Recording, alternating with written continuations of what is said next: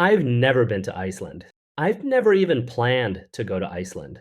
But in the next 12 minutes, you're going to hear me deliver a Band 9 answer about visiting Iceland. And by the end, you'll have a template you can use for any describe a place question. Wait, so you're going to talk about a place you've never actually wanted to visit? Exactly. And here's the thing, the examiner will have no idea because remember what we covered in episode 5? Content doesn't matter, language does. Bingo. So let's do this.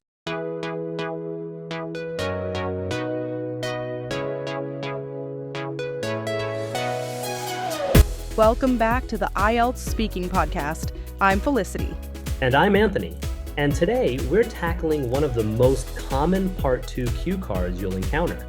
Describe a place you'd like to visit in the future. This one comes up all the time. And honestly, it should be a gift for candidates because, you can literally talk about anywhere. Right. But here's where students mess up. They either, one, they pick somewhere they genuinely want to go, but then they can't explain why properly. Or two, they panic because they haven't really thought about travel destinations before.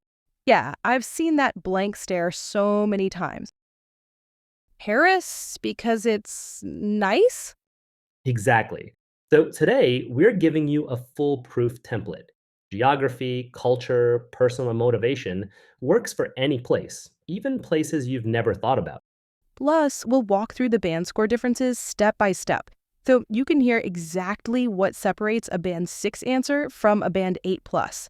Let's start with the actual cue card. Okay, so I'll read out the cue card as it appears in the current exam. Ready? Go for it. Describe a place which is far away that you would really like to visit in the future.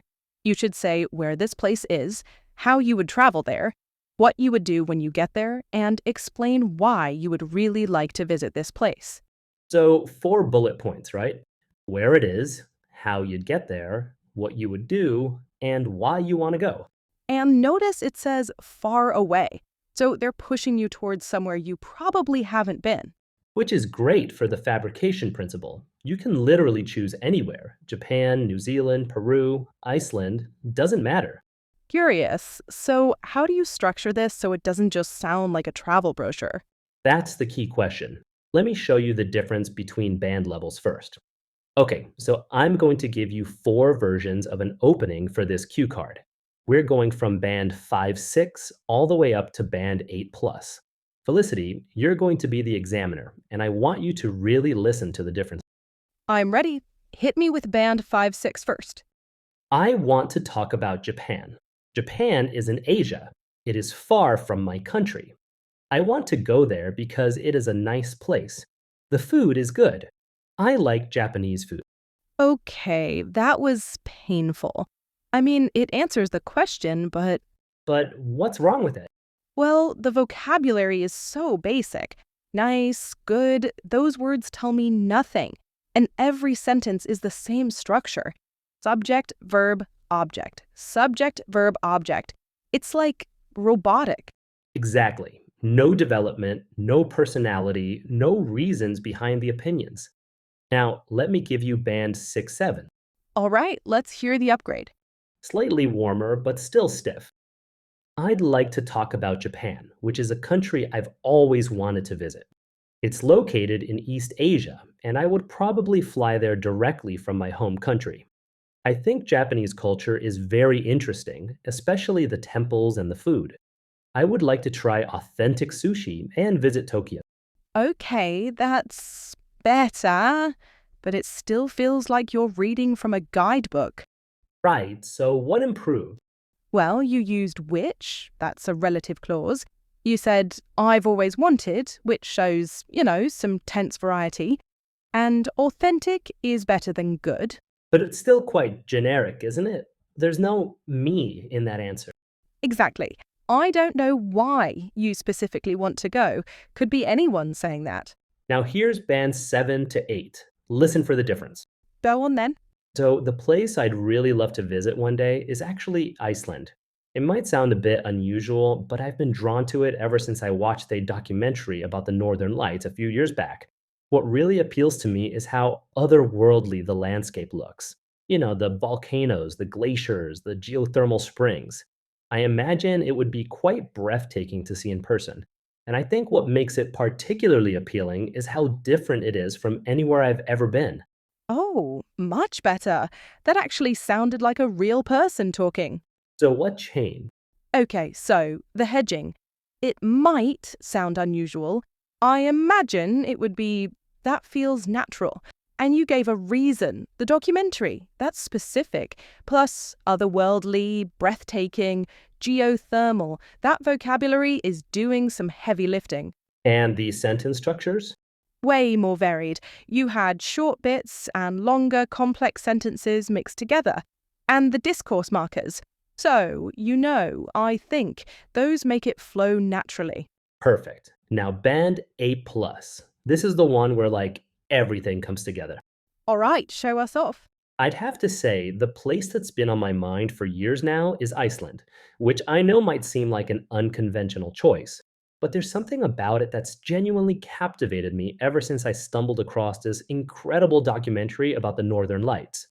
The way they described the landscape, these vast, almost alien volcanic plains meeting enormous glaciers, I remember thinking, I need to experience that in person. What particularly draws me to it, I suppose, is the sense that it would feel almost like stepping onto another planet. And I think there's something quite romantic about the remoteness of it all. The idea of being surrounded by nothing but raw nature. Wow, okay, that is how you do it. Thanks. So, break it down for our listeners. What made that band 8 plus? Right, so first, the opening, I'd have to say that's your signature starter phrase. Then you anticipated the examiner's reaction, which might seem unconventional. That shows self-awareness. Good. What else? Continuing, the vocabulary is sophisticated but natural. Captivated, stumbled across, alien volcanic plains, and you used like a quote within your answer. I remember thinking, that's storytelling. And the grammar? Thoughtful.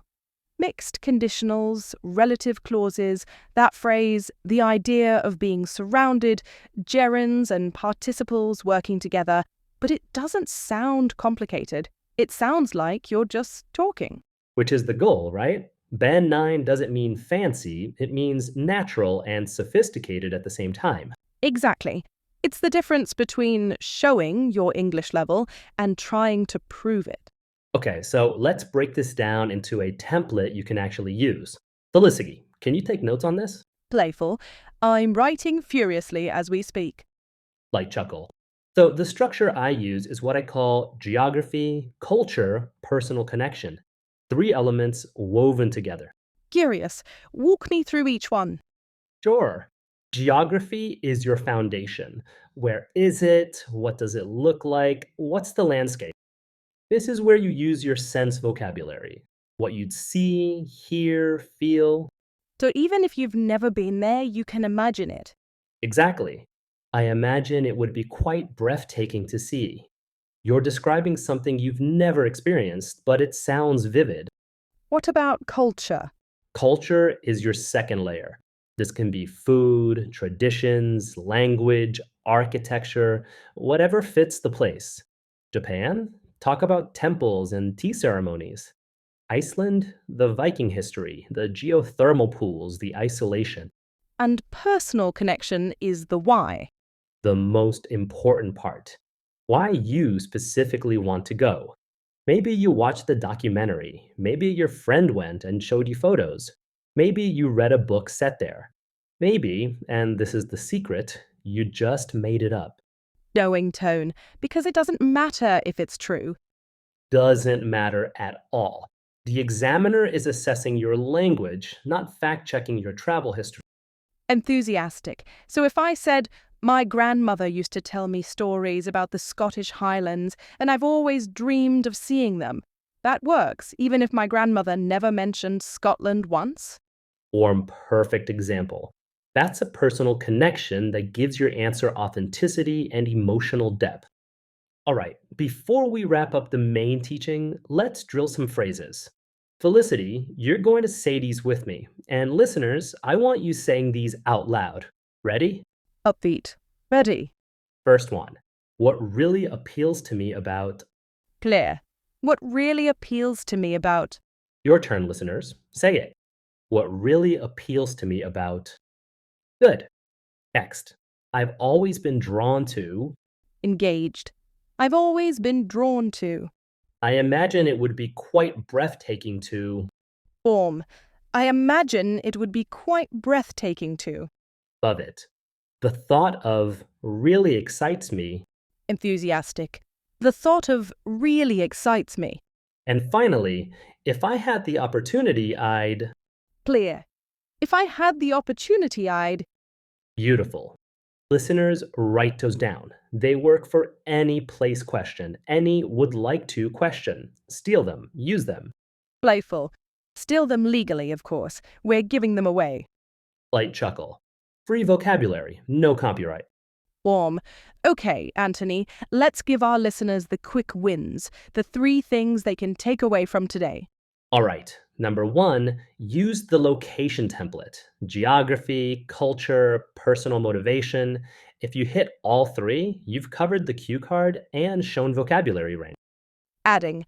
And it works for literally any place. You can adapt it in your 1-minute prep time. Number 2, sense vocabulary wins. Even for a place you've never been, describe what you'd see, hear, feel. I imagine the air would feel crisp and cold. I picture myself standing at the edge of a glacier. You're painting a picture. That's what takes you from Japan is nice to I'm captivated by the contrast of ancient temples and neon-lit streets. Exactly. And number 3, connect it to your life. Give a personal reason, a documentary, a friend's recommendation, a childhood dream, a book you read. It doesn't have to be true, it just has to sound authentic. And that personal touch is what makes your answer memorable. Examiners hear, I want to visit Paris because it's famous 100 times a day. They don't hear, I've been fascinated by Parisian architecture ever since I saw Emily in Paris. Warm. Perfect summary, Felicity. All right, if you found this episode helpful, make sure you subscribe so you don't miss the next one. And next time, we're staying in part 2 territory with describe a time you had to give a talk to a group of people. This is one of those cue cards that terrify students. Oh, the public speaking one. Yeah, and here's the secret. You don't talk about what you said, you talk about how it felt. We'll break down exactly how to structure that answer. Until then, keep practicing, keep speaking, and remember, Content doesn't matter, language does. brightly. See you next time. Bye for now.